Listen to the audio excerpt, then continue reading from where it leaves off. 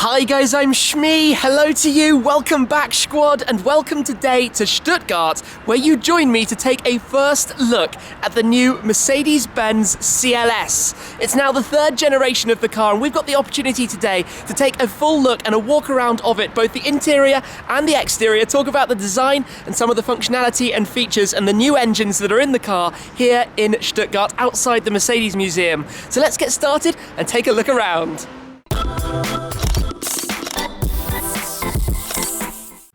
To get us started, let's go for a walk around of the new car that has literally just launched. So to have a first opportunity here is really very special. A big thanks to Mercedes for that, and we'll run over a lot of the details later on. So stay tuned to find out an awful lot more about it. But firstly, this is the CLS 400D. It is the top of the three engine variants that is currently available, and we'll talk more about those when we jump under the bonnet later on too. This is an Edition 1, which is available during the first year of production, so it comes very highly specified, lots of features, technology and equipment, and we'll talk more about those as well. But as you notice when we come round to the side, the silhouette of the car is very reminiscent of the first generation CLS. Now that is because in the design studio during development, it was modelled very much to bring back those shapes of the car that really introduced this model, or this segment in the market, the luxury four-door coupe styled saloon, and you can really see that coming through, mixed in of course with the latest design styling and cues from Mercedes. For example, the split rear tail lights and the full LEDs around at the front, and this particular car being finished in the satin dark grey, the Selenite Magno, a colour that is becoming synonymous through Mercedes. So to come in with a little bit more detail, we'll start off around the front, the very large, wide front grille, distinctly either side of that. Again, the low, wide headlights, giving it quite an aggressive and sporty presence. Imagine if it was driving behind you on the road. And coming down again below that, you have those large potential openings and scoops and design shapes that bring in obviously a lot of cooling through the centre around the front for the car. And then the headlights, which are included as part of the specification, the full LED, multi-beam LED headlight options that you have, the eyes of the car, very distinct part of the character. If we walk round to the other side and come just catch a quick first glance at the interior, and we'll come back to this in more detail, just want to show you the luxuriousness that we have inside here with the new style central displays, the twin 12.3-inch displays that are integrated into the dashboard, and the new style seats as well, with a bespoke interior as part of the Edition 1 with the copper coloured piping and stitching that you have. But we'll run over the interior in more detail, like I said, in a moment. Then for us to jump to the rear of the car, because of course the CLS is about long distance comfort for a group of passengers together. You have similar levels of luxuriousness in terms of the materials back here, and you can see a decent amount of space as well, although I will come back to that part of the car too. Now, being the Edition 1, it's equipped with the 20-inch AMG wheels, the Magno paintwork that you can see, which is contrasted by down below the chrome exhaust tailpipe exits as well. Slightly sporty body you can see from the various vents and openings through the bodywork. Again, the chrome trim surrounding the side windows. Going around towards the front, it is also wearing the Edition 1 plaques that you can see on either flank of the car. And this car, being fairly well equipped, obviously has the Distronic, so the sensors and detectors for early stages of autonomous driving and comfort out on the road, and that side of capabilities as well. So let us come through. I will open up the bonnet. I just want to show you the engines that are available. And we come around then to take a look at the new engines. So you have a series of new engines that are available inside the CLS, and like I mentioned, this is the 400D, so the 6-cylinder. It has 340 horsepower, 700 newton meters of torque, which is good for 0 to 62 miles an hour, 100 kilometers an hour in 5 seconds. There is also the 350D that has 286 horsepower and 600 newton meters, which takes 5.7 seconds. And then there's also a 450 petrol variant of the car that has 367 horsepower, 500 newton meters. And it also has EQ boost, which gives you an additional 22 horsepower or 250 newton meters of torque as well. So that gives you a little bit more performance. 0 to 62 takes 4.8 seconds in the petrol version of the car. All very well packed in there, as you can see. So let's drop back down the bonnet. We'll head back towards the interior of the car, give that a nice close, where we can see a little bit more about the features, details, comfort, and general what you have in here. Now, this car is obviously very nicely equipped. As I've mentioned, it has features like the energizing comfort control, which will work in sync with various components like fragrance dispenser, massager, climate control, and every aspect you want to change the mood or feel of your experience on the road. You can see the nice wood inlays that are finished with the chrome accents. The air conditioning bezels rather nice as well, fitted with the Burmester sound system, the seat cooling, seat heating, and then the seats themselves that I mentioned that have this very nice stitching, new seat design style. Quite a small physical seat at first appearance.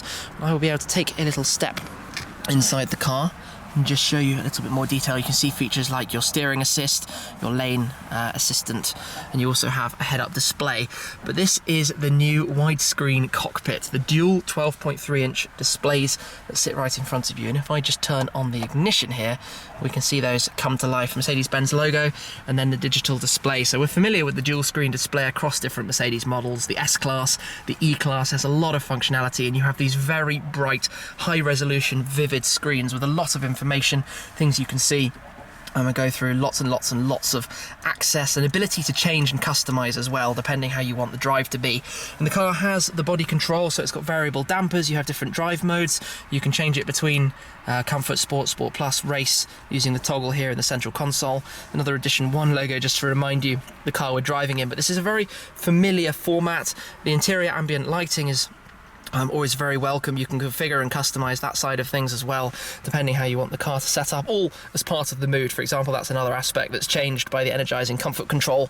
All of your main access and controls through here, for example, the camera system, the 360 parking camera system, good storage in the armrest, USB ports available in here as well.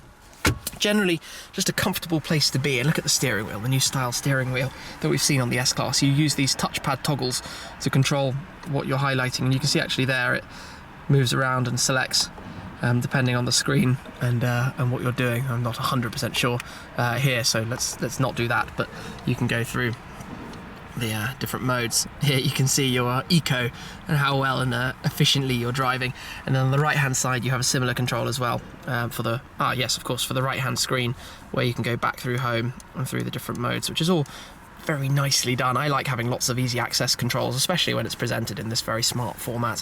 Nicely styled here, all works out really, really very nicely. It's a nice steering wheel, and I've managed to turn on the radio, so let's you can press to mute. Nice easy way to do that.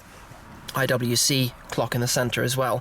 So up front, all very smart, all very nice. You can have a sportier display, or you can have more information right directly in front of you.